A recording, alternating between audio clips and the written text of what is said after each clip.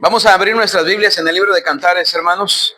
Vamos al capítulo 7, versículo 11.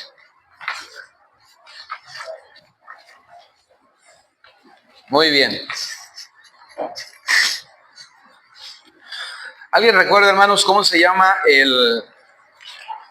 cuál es el título del estudio general? ¿Alguien lo recuerda? No todos a la vez, hermanos. Exactamente. Estamos desarrollando este tema que se titula Palabras de Sabiduría. Es un estudio que incluye 3 libros. Dijimos el libro de Cantares, el libro de Proverbios y el libro de Eclesiastés, ¿verdad? Estos libros que son libros muy, muy interesantes. Y empezamos hace 8 días, hermanos, con el libro de Cantares, Cantar de los Cantares. ¿Por qué se llama Cantar de los Cantares? Porque dice la Biblia que Salomón escribió más de 1000 cantares, ¿verdad? Entonces, este Cantar de los Cantares es una selección o una recopilación de los mejores cantares que él escribió, ¿verdad? Entonces, dice, y compuso 3000 proverbios y sus cantares fueron 1005. Entonces, estos cantares que nosotros tenemos aquí en el libro de Cantares, hermanos, es una recopilación de los mejores, ¿verdad? De acuerdo a lo que hemos visto en la introducción. Pero hace 8 días vimos la lección número 1. ¿Alguien recuerda el título de la lección número 1, hermanos? La invitación del amado. La invitación del amado. Hace 8 días empezamos con el estudio de Cantar de los Cantares y vimos, hermanos, que este libro de Cantar de los Cantares tiene varios propósitos, ¿verdad? No solamente representa el amor entre una pareja, entre unos esposos, pero también representa la relación que debe de existir entre el pueblo de Dios, ¿verdad? Dios se presenta en la Biblia como el esposo, ¿verdad? Su pueblo como la esposa. De esa manera se presenta en el Antiguo Testamento. Ahora en el Nuevo Testamento se presenta a Jesucristo como el novio, ¿verdad? La iglesia es la novia de Cristo. Y dice la Biblia, ¿verdad? Que esa es una figura o es una comparación, una comparación para ayudarnos a entender una verdad muy importante. El Cantar de los Cantares nos permite profundizar más en el conocimiento de nuestra relación matrimonial, como una analogía de la relación entre Dios y el hombre. Dios compara la relación de su iglesia con él, con la relación matrimonial. Qué tremendo, amén, hermanos. Entonces, es doble el propósito de Cantares, que nosotros, ¿verdad?, podamos profundizar más en el conocimiento de nuestra relación matrimonial, pero también que podamos crecer en nuestra relación con Dios, profundizar en nuestra relación con Dios. Amén, hermanos. Que podamos crecer, podamos profundizar, así como en el matrimonio, ¿verdad? Así debe de ser. Es un ejemplo, es una analogía de lo que Dios nos está mostrando aquí en su palabra. Se le llama la esposa a Israel en el Antiguo Testamento. Vamos a ver, hermanos, antes de entrar aquí, ¿verdad? Vamos a hacer el repaso. Vimos en el punto número 1 de la lección 1, vimos el deseo de tener comunión, ¿verdad? El deseo de tener comunión. Vimos, hermanos, que para un cristiano es normal o debe de ser normal que un cristiano quiera tener comunión con Dios. No es normal que usted se diga ser salvo, pero no tenga ningún interés en las cosas de Dios. O sea, no tiene ningún interés por la Biblia, por la iglesia, por las cosas de Dios.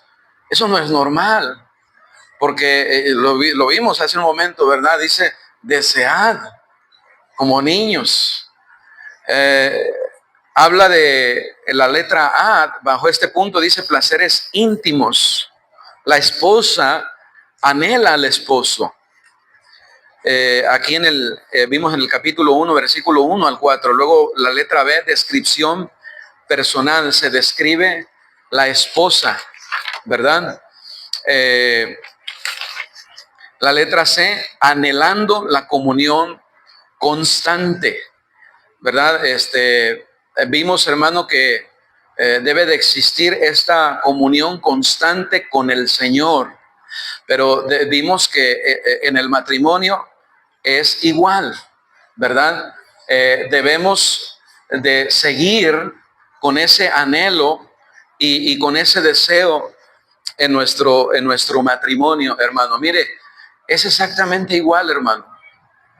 En el matrimonio va creciendo la comunión, y porque va creciendo la comunión, es más valioso para mí esa mujer, porque ahora la conozco, ahora ella me conoce, y no solamente conoce lo bueno de mí, sino lo malo de mí. Y a pesar de eso, ha decidido amarme. Amén, hermano. Y con esas imperfecciones, ahora, dése cuenta, hermano, cómo es igual en la vida cristiana. Usted y yo somos salvos, somos hijos de Dios, pero ¿cuántas veces le fallamos a Dios? ¿Cuántas veces, hermano, le fallamos a Él?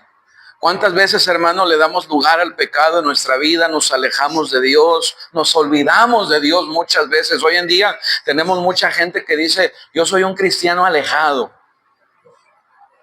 Es como decir, yo estoy casado, pero ahorita estoy alejado de mi esposa. Hermano, si usted está casado, viva con su esposa. Dice, lo que Dios juntó, no lo separa el hombre. Amén, hermano.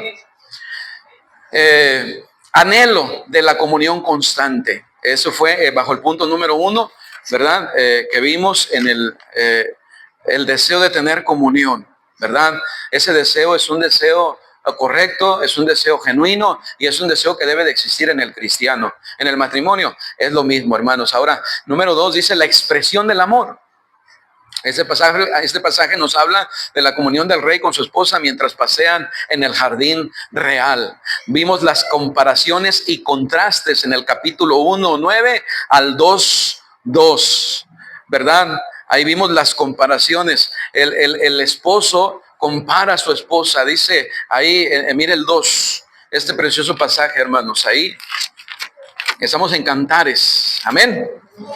Cantares capítulo 2, versículo 1, dice, yo soy la rosa de Sarón y el lirio de los valles, como el lirio entre los espinos, así es mi amiga, entre las doncellas. Ahí está comparando la esposa al esposo, el esposo a la esposa, ¿verdad? Comparaciones y contrastes. Ella representa a la iglesia de Cristo, quien ve a Cristo y a toda su creación perfectos y se considera a sí mismo indigna de su amor.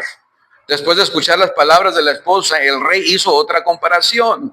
La comparó con el lirio en contraste con los espinos y la alabó, sobre todas las demás mujeres, ¿verdad? Dice, así es mi amiga entre las doncellas.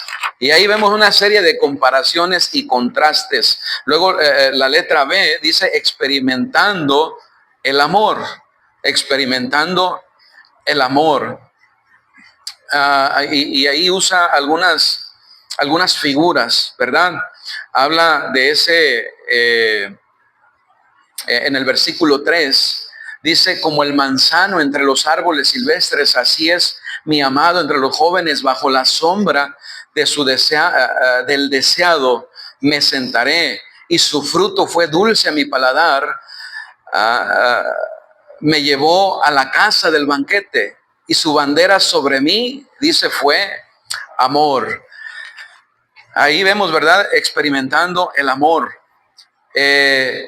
Después de las palabras de su esposo, la esposa dejó de hablar de su propia indignidad y escribió a su amado el deleite que sentía al estar con él, Dice que lo comparó con el manzano, cuya sombra y fruto proveen doble bendición. La sombra representa la protección y el fruto, el deleite que experimentamos al compartir sus virtudes. Y en la vida cristiana, hermano, nosotros entendemos, ¿verdad?, que la sombra es la protección de Dios. Ahí está el Salmo 90, ¿verdad? El que habita bajo la sombra el que habita bajo el abrigo de Dios morará bajo la sombra del Omnipotente. Habla del fruto, ¿verdad? El fruto del Espíritu Santo que debe de existir en la vida cristiana. Y vimos el punto número 3. Todo esto fue lo que vimos hace 8 días. Amén. Por eso solamente lo estoy mencionando, no lo estoy explicando otra vez. El punto número 3 dice llamamiento a la consagración. Cantares 2, 6 y 7. La invitación del amado. Ve ahí el 2, 6 y 7. Dice, su izquierda esté debajo de mi cabeza y su derecha me abrace. Yo os conjuro, doncellas de Jerusalén, por los corzos y por las siervas del campo, que no despertéis ni hagáis velar el amor hasta que quiera. Aquí vemos la letra A, vimos la invitación del amado. Y luego la letra B, la esposa lo busca. Y este fue prácticamente lo que vimos en la lección número 1. Bueno, hoy vamos a ver, hermanos, la lección número 2. Amén. La lección número 2 se titula Servicio por amor. Servicio por amor. Y el versículo de memoria es bien sencillo. Ojalá que se lo haya aprendido. Dice, ven, oh amado mío, salgamos al campo.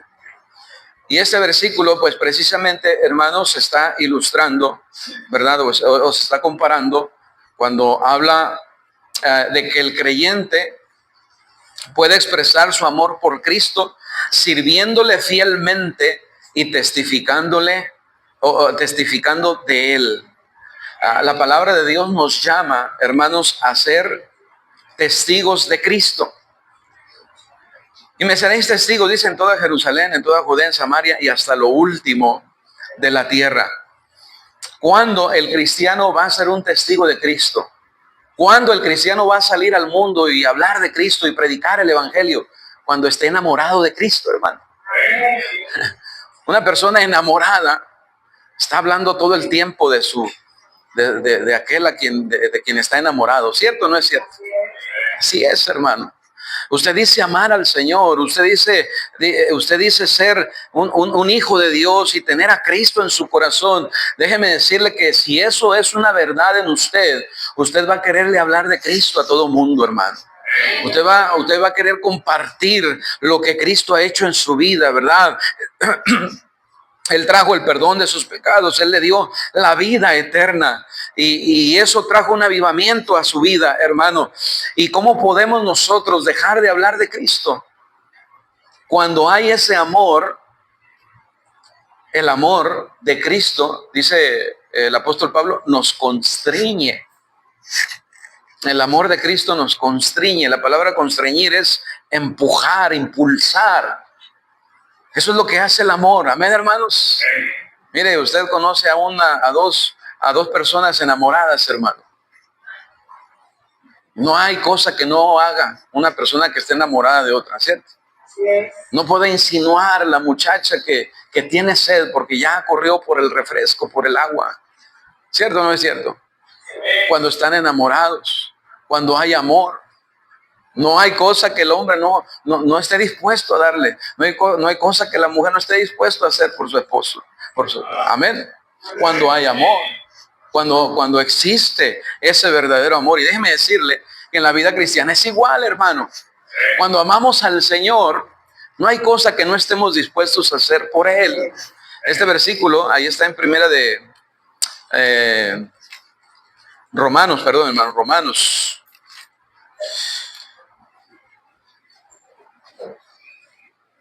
Romanos capítulo 5, dice el versículo 5, dice, y la esperanza no avergüenza porque el amor de Dios ha sido derramado en nuestros corazones por el Espíritu Santo, ¿qué dice?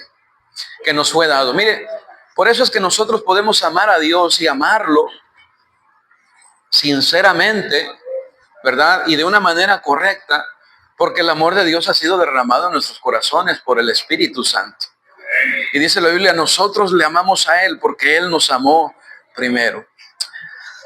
Entonces, hermano, nos damos cuenta, servicio por amor. Vamos a ver en esta lección, hermano, que si existe en nuestros corazones el amor hacia Dios, vamos a servirle. Así como una esposa, ¿verdad? Está dispuesta a gastarse, a servir a su esposo, y así como el esposo que ama a su esposa, ¿verdad? Dice la Biblia que la sustenta, la cuida, como Cristo amó a la iglesia y se sacrificó por ella, así, ¿verdad? Debe existir esa relación. Cuando hay un verdadero amor, cuando hay un amor ferviente entre los esposos, todo va a estar bien, hermano. Porque el amor cubrirá multitud de pecados. ¿Por qué vemos tantos matrimonios, hermano, fracasando? Porque se apaga el amor. Se apaga. Empiezan a entrar cosas que empiezan a hacer tropiezo en el matrimonio, hermano.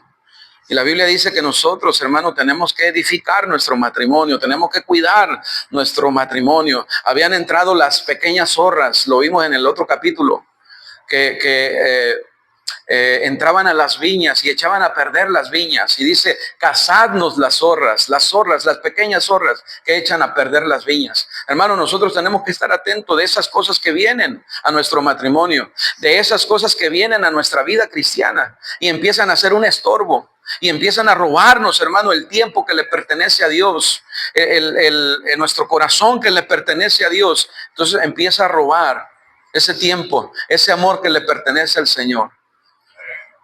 Y tenemos que sacar esas cosas de nuestra vida. Amén, hermanos. Entonces, vamos a ver en primer lugar, en este estudio, hermanos.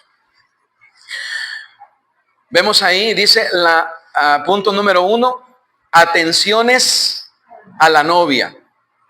Atenciones a la novia.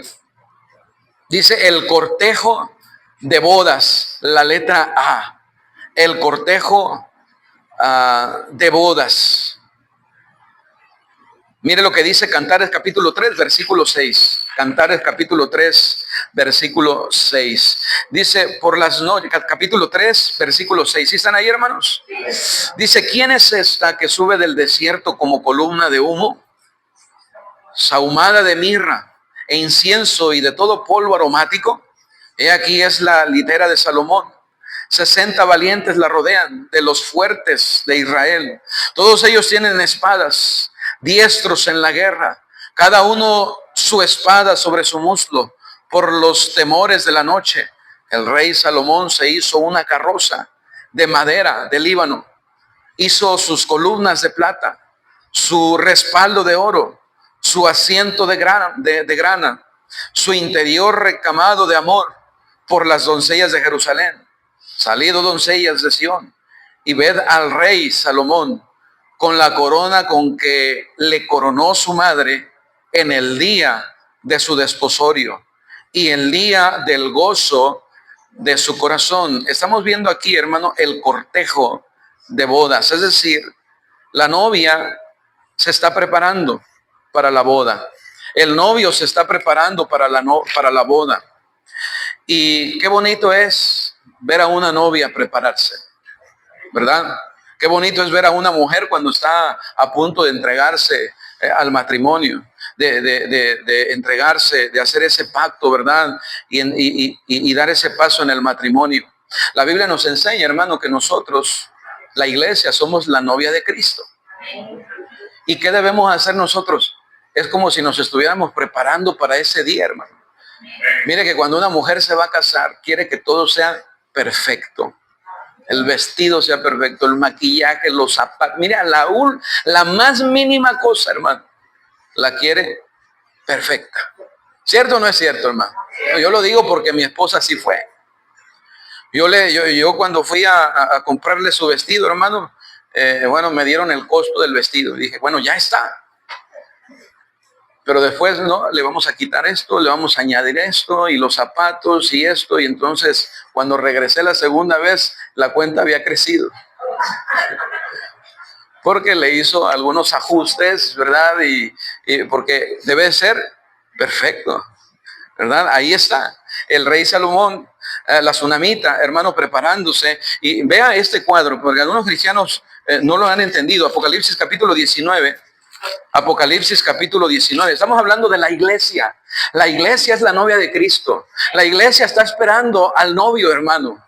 Y la iglesia se va a encontrar con el novio y se van a unir para estar por siempre, dice la Biblia. Las bodas del Cordero. Y así estaremos siempre con el Señor.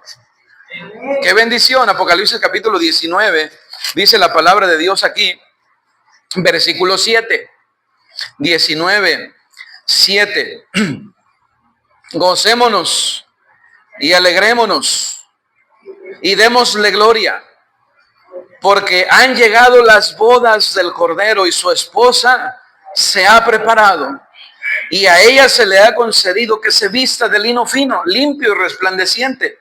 Porque el lino fino, mire lo que dice, es las acciones justas de los santos. Y a ella se le ha concedido que se vista de lino fino. La novia está ocupada en su vestido ahorita. Está ocupada en las acciones. ¿En las acciones qué dice? En las acciones, en las buenas obras, hermano. Estamos ocupados en servir a Dios, hermano. Porque dice que esas obras son importantes. ¿Por qué? Porque las acciones justas, las obras, hermano, serán nuestro vestido. Dice la Biblia que en aquel día, cuando nos encontremos con Cristo, muchos cristianos van a huir de Él. Porque dice la Biblia que van a estar desnudos. Y usted se va a avergonzar. ¿Por qué? Porque hay cristianos que solamente son cristianos del día domingo, hermano. No sirven a Dios. No hacen nada con su vida para Dios. Dios les dio talento. Dios les dio dones. Y esos dones son para edificar, para edificación del cuerpo de Cristo. Usted tiene un don que la iglesia necesita, que otros necesitan. Y usted con su vida, con su don que Dios le ha dado, debe ser de bendición. Y así se edifica la iglesia. Así se edifica la obra de Dios, hermano. Dios nos dio dones y Dios quiere que usemos esos dones. Y ese servicio y esas obras que hacemos, hermano, entonces son importantes porque un día delante de Dios vamos a estar, hermano. Dice la palabra de Dios en el versículo 9, y el ángel me dijo, escribe, bienaventurados los que son llamados a la cena de las bodas del Cordero.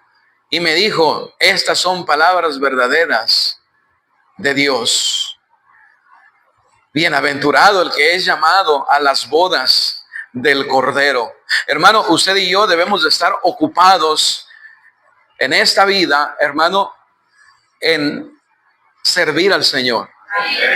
En gastar nuestra vida, gastar nuestro tiempo, gastar nuestros talentos en la obra del Señor, en el servicio del Señor. Es parte de la dedicación del cristiano.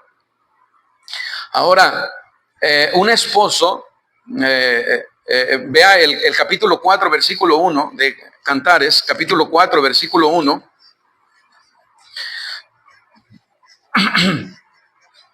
Dice la letra B, el esposo alaba a la esposa.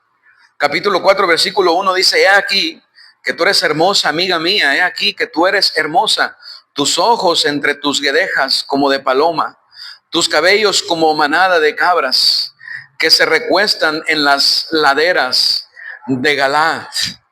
Y usted puede seguir leyendo ahí cómo el esposo alaba a la esposa, ¿verdad?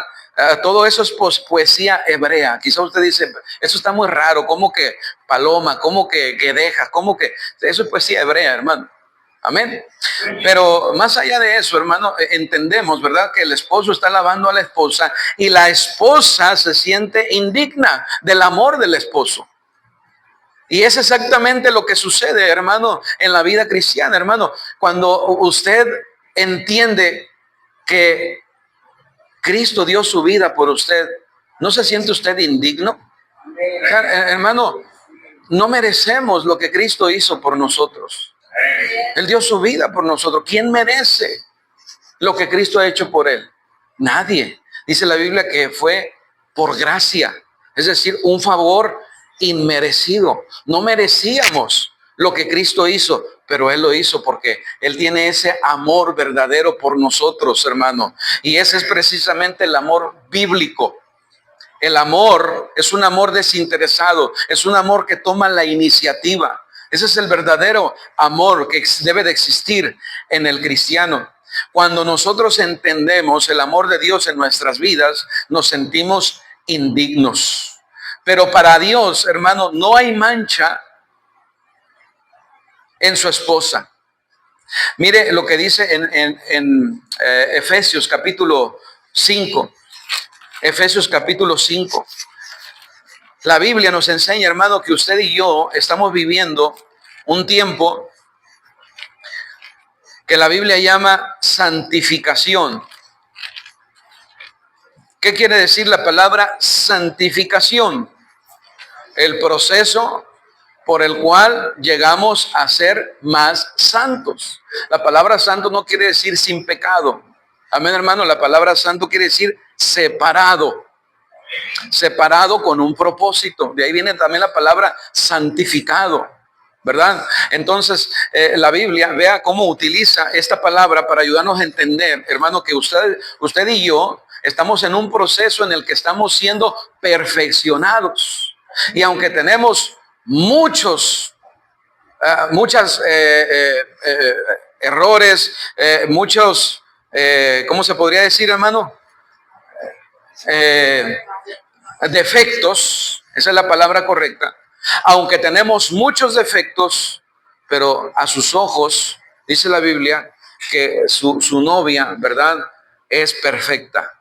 Mire Efesios 5:26. Efesios 5:26 dice aquí, para santificarla. Bueno, el versículo 25 dice, maridos, amad a vuestras mujeres, así como Cristo amó a la iglesia y se entregó a sí mismo por ella. ¿Para qué se entregó? Dice, para santificarla, habiéndola purificado en el lavamiento del agua por la palabra. Acuérdese que la palabra, el agua es un símbolo de la palabra de Dios. Dice, a fin de presentársela a sí mismo una iglesia gloriosa, que no tuviese mancha, ni arruga, ni cosa semejante, sino que fuese, ¿cómo, hermanos? Santa. Entonces, hermano, estamos aquí, usted y yo, fuimos salvos, ¿verdad? Y tenemos muchos defectos, pero Dios está santificándonos. Un proceso por el cual estamos dejando el pecado y nos estamos consagrando hacia Dios. Y ese debe de ser el propósito del cristiano. Dios usa su palabra, Dios usa el Espíritu Santo, Dios usa la oración, Dios usa la iglesia para irnos perfeccionando y poder llegar al punto, hermano, en el que nos estamos consagrando cada vez más al Señor. Amén, hermanos. Porque él inició esa obra. Dice, el que comenzó la buena obra en nosotros la perfeccionará hasta el día de Jesucristo. ¿Cuál es ese día? El día en que nos unamos con Cristo para la eternidad, hermano. Entonces dice el versículo 27, a fin de presentársela a sí mismo una iglesia gloriosa. Entonces, hermano, quizá usted sea un cristiano que esté batallando con el pecado. No se quede ahí, hermano. Dios quiere darle la victoria. Usted debe de ir avanzando en su vida cristiana, hermano. Trate con ese pecado. Dios quiere darle la victoria. Dios quiere una iglesia santa, una iglesia sin mancha, una iglesia, ¿verdad? Aunque Él ya nos ve, ¿verdad? Dice la palabra de Dios. Mire en 1 Corintios 1:30. Primera de Corintios 1:30. Vea cómo es que Él ya nos ve, hermano. Dice el capítulo 1, versículo 30. La esposa no estaba acostumbrada a tanta alabanza, deseaba irse. Ahí en Cantares 4:6. Entonces, hermano, nos sentimos indignos de las alabanzas de Cristo, pero esto debe de impulsarnos a la entera consagración a Él.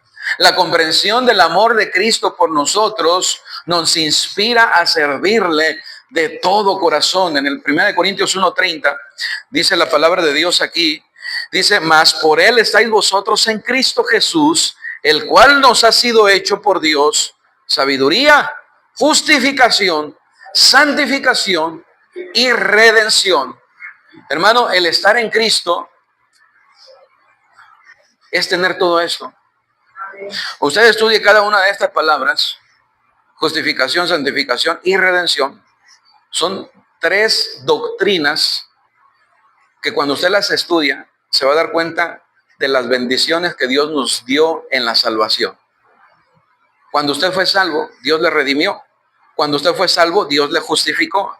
Cuando usted fue salvo, Dios le santificó. Eso habla de la obra perfecta que hizo Cristo a favor del pecador. Por eso es que dice Pablo, si alguno se gloría, gloríese en el Señor. La obra que Dios hizo en nosotros no fue porque nosotros hicimos algo, fue lo que Dios hizo a favor nuestro. Toda la obra la hizo Él, hermano. La de salvación no depende de lo que nosotros hacemos, depende de lo que Cristo hizo por nosotros. Mire, 1 de Juan capítulo 4, versículo 9. 1 de Juan capítulo 4, versículo 9. Qué bendición es saber, hermano, que estamos en Cristo.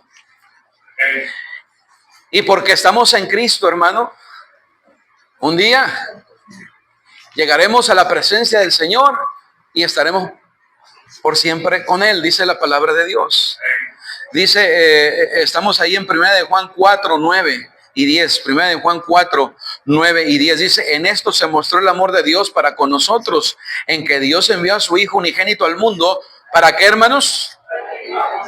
Para que vivamos por Él. El versículo 10, en esto consiste el amor, no en que nosotros hayamos amado a Dios, sino en que Él nos amó a nosotros y envió a su Hijo en propiciación por nuestros pecados. Por eso es que podemos nosotros presentarnos delante de Dios, porque Él limpió nuestro pecado, quitó nuestro pecado, hermano. Amén. Y ahora podemos presentarnos delante de Él sin mancha, sin contaminación. Es una bendición entender estas verdades, hermano. Le dan certeza, le dan seguridad al cristiano.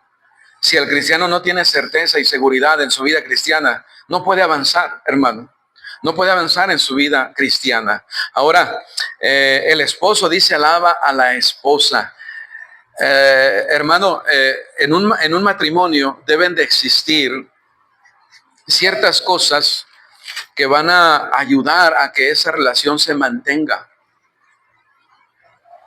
Es triste ver matrimonios descuidados. Mire, muchos matrimonios, hermano, empiezan a fracasar porque eso que hacía del principio, ¿cómo fue que usted enamoró a esa mujer? ¿Estaba atento? ¿Cierto o no es cierto? Era un hombre atento, era un hombre detallista, ¿cómo se enamoró de su esposa? Hermana, ¿por qué se enamoró de ese hombre? A propósito, hermano, el matrimonio no cambia a nadie. Usted piensa, me voy a casar y cuando me case va a cambiar. No, el matrimonio, así como es, así va a seguir siendo. Por eso es que si usted piensa casarse, conozca a esa persona. Conozca a esa persona. El dicho en la vida cristiana es amistades largas, noviazgos cortos. Conozca a esa persona. Sepa cómo es en las diferentes circunstancias de la vida. Alguien dijo que como la mujer trata a su papá, así le va a tratar al hombre. ¿Cómo trata a su papá? ¿Cómo trata? En la vida cristiana? ¿Qué importancia le da a la Biblia, a la oración, a las cosas de Dios? Hermano, con el matrimonio la gente no cambia. Es igual. Ahora, eso que estaba allí, hermano, esos detalles, ese tiempo, esa dedicación, debe seguir existiendo. Amén, hermano. Así es que si usted sacaba estaba enamorando a esa mujer y la sacaba a pasear y le traía detalles y le dedicaba tiempo, eso debe de continuar. Amén, hermanos. Eso debe de continuar. Bueno, no voy a abundar en eso porque eso es para la última lección. Pero mire, hermanos, es bien importante que usted como cristiano entienda el amor de Dios en su vida. Si usted no entiende el amor de Dios en su vida, entonces usted no va a vivir una vida cristiana victoriosa. Segunda de Corintios capítulo 5. Vea cómo nosotros, hermano, vamos a reaccionar al amor de Dios. La comprensión del amor de Cristo por nosotros nos inspirará a servirle de todo corazón. Es decir, la motivación más grande que tiene un cristiano para vivir para Dios y servirle es el amor de Dios. Es el amor de Dios. Dice aquí, segunda de Corintios 5, segunda de Corintios 5.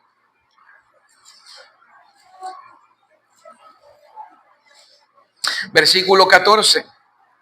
Porque el amor de Cristo nos constriñe, pensando esto, que si uno murió por todos, luego todos murieron y por todos murió, para que los que viven ya no vivan para sí, sino para aquel que murió y resucitó por ellos. Así es el amor de Dios, hermano. Así debe ser el amor de Dios. El amor de Cristo nos constriñe, el amor de Cristo nos impulsa, nos empuja, nos mueve, hermanos. Crezca en su amor hacia el Señor. Ahora, por eso es, hermano, que la Biblia utiliza precisamente el adulterio para hablar la infidelidad en el matrimonio, la compara con esa falta de dedicación del cristiano hacia el Señor. Mire Santiago capítulo 4, versículo 4. Esas figuras, hermanos, son importantes. Qué figuras tan perfectas para ayudarnos a entender cómo es que debe de ser nuestra vida cristiana. Mire, nuestra vida cristiana, hermano, debe de ser una vida dedicada, una vida consagrada al Señor.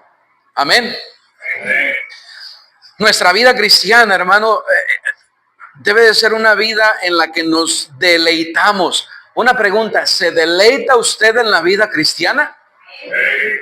Para muchos cristianos, todos hablan de la iglesia, qué aburrido. La predicación, qué aburrido. El ganar almas, qué aburrido. Todo es aburrido en la vida cristiana. Yo no me aburro con quien amo, hermanos. Yo quiero estar con quien amo. Amén. Si usted ama al Señor, usted se va a deleitar con las cosas del Señor. El adulterio es encontrar el deleite en aquello que no debemos tener deleite. Dice Santiago capítulo 4, versículo 4. Oh almas adúlteras, ¿no sabéis que la amistad del mundo es enemistad contra Dios? Cualquiera pues que quiera ser amigo del mundo, dice, se constituye enemigo de Dios. Versículo 5. ¿O pensáis que la Escritura dice en vano? El Espíritu que Él ha hecho morar en nosotros, dice, nos anhela celosamente.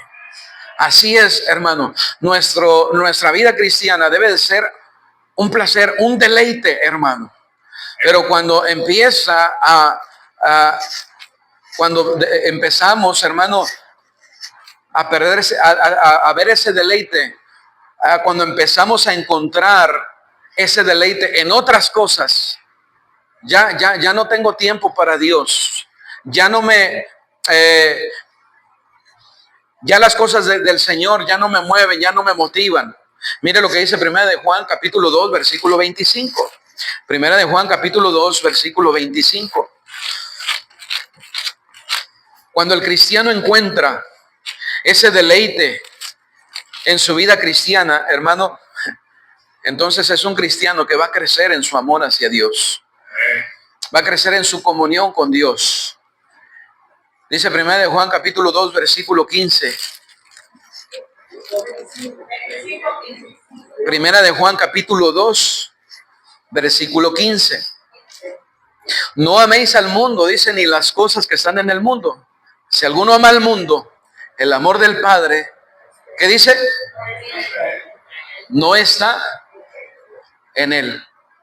Hay cosas, hermano, que el cristiano no debe de amar. Otra vez, hermano, hay cosas que el cristiano no debe de amar. Hay cosas en las que el cristiano no debe de deleitarse, hermano. Hay un amor que solamente le pertenece a Dios. Mire, lo mejor de su tiempo, lo mejor de su fuerza, déselo al Señor, hermano. Amén. Déselo al Señor. Dele sus dones, dele sus talentos, dele lo mejor a Él. No améis al mundo. Si usted le da al mundo, cuando estamos hablando del mundo, lo hemos dicho muchas veces, hermano, no estamos refiriendo a lo físico, nos estamos refiriendo al sistema de valores de esta sociedad que rigen la sociedad. Cuando nosotros amamos más los valores de esta sociedad, hermano, que al Señor, entonces, hermano, tenga cuidado. Dice, no améis al mundo ni las cosas que están en el mundo. Si alguno ama al mundo, el amor del Padre, dice, no está en él. Porque todo lo que hay en el mundo, los deseos de la carne, los deseos de la carne, los deseos de los ojos y la vanagloria de la vida, no provienen del Padre, sino del mundo. Y el mundo pasa y sus deseos, pero el que hace la voluntad de Dios permanece, dice, para siempre. Permanece para siempre. El propósito de amar las cosas, hermanos, el problema de amar las cosas del mundo es que son pasajeras. El mundo pasa y sus deseos, pero el que hace la voluntad de Dios, dice, permanece para siempre. La única relación en la que en la Biblia se dijo que serán una sola carne es la relación del hombre, la relación entre esposos. Por tanto, dice, dejará el hombre a su padre y a su madre y se unirá a su mujer y los dos serán una sola carne. Esa relación es importante, hermano. Porque mire, usted se casa, usted se une y dice que esa unión es hasta que la muerte los separe. Pero mire, su comunión o su relación con sus padres un día se va a terminar, sus padres se van a morir. Su relación con sus hijos un día se van a casar, un día se van a ir, aunque le digan, no, yo nunca me voy a ir, se van a ir, hermano, se van a casar. Pero la relación que va a quedarse y en la que usted debe de trabajar, porque es la relación con su esposo, con su esposa. Amén. Porque son una sola carne. Por tanto, dice, ya no serán dos, sino serán uno. Son uno, dice la palabra de Dios. Entonces, hermano, esto es bien importante que usted entienda, porque es un cuadro de lo que es Cristo con su iglesia. Con el Señor, hermano, somos parte de su carne, de sus huesos, dice la palabra de Dios en Efesios capítulo 5, ¿verdad? Y esa relación con nuestro Dios, hermano, debe de crecer, debe de avanzar, hermano. Y entre más fuerte es ese amor, mire, hermano, eso es lo que necesita un cristiano. ¿Qué es lo que necesita un cristiano? Un cristiano necesita amar a Dios y es lo que va a moverle, es lo que le va a ayudar, es lo que le va a sustentar, hermano. Y en un matrimonio es igual, hermanos. Efesios capítulo 5, versículo 28, dice, así también los maridos deben amar a sus mujeres como a sus mismos cuerpos. El que ama a su mujer a sí mismo se ama, porque nadie aborreció jamás su propia carne, sino que la sustenta y la cuida, como también Cristo a la iglesia, porque somos miembros, ¿qué dice? De su cuerpo, de su carne y de sus huesos. Por esto dejará el hombre a su padre y a su madre y se unirá a su mujer y los dos serán una sola carne. Grande es este misterio, mas yo digo esto respecto de Cristo y de la iglesia. Una relación es una relación muy importante, hermano. ¿Quiere usted ser un cristiano victorioso? Crezca en su comunión con Dios. Ame a Dios. Crezca en ese amor. Avive ese amor. Quiere un matrimonio, hermano, que un matrimonio victorioso, un matrimonio que dure para toda la vida. Crezca en su amor el uno para con el otro. Amén, hermano. Avive ese amor. Haga esas cosas que saben que van a nutrir ese amor. Pero si usted no nutre esa relación, no trabaja. Mire, un matrimonio bendecido, hermano, un matrimonio que tiene éxito, no es por casualidad, hermano. Es una esposa que decidió dar el 100% y es un esposo que decidió dar el 100%. No es que yo voy a dar el 50% y voy a ir creciendo en eso, no, hermano. Debe haber un compromiso, una entrega mutua. Amén, hermanos. Entonces, hermano, hemos visto hasta aquí, hermanos. La segunda parte la vamos a dejar para la siguiente semana. Regresemos ahí a Cantares, capítulo 4. Cantares, capítulo 4, versículo 1. Cantares, capítulo 4, versículo 1. Lo vimos, ¿verdad? El esposo alaba a la esposa. Y luego en el capítulo... todo el capítulo 4 habla de eso, ¿verdad? Hasta el 5:1, ¿verdad? Está hablando de